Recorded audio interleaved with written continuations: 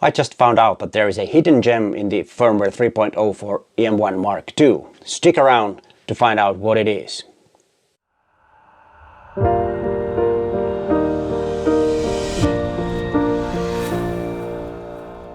Hi there, I'm Peter Forsgaard, an Olympus visionary and a professional photographer from Helsinki, Finland. And without further ado, check this out.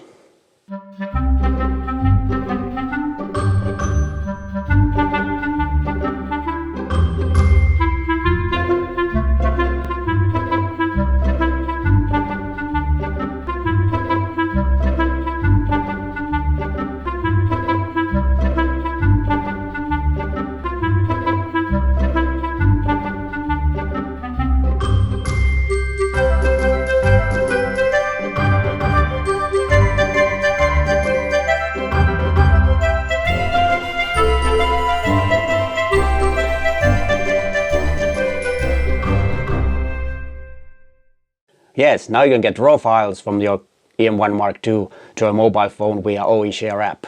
Ain't that cool? But hey, thanks for watching and bye for now.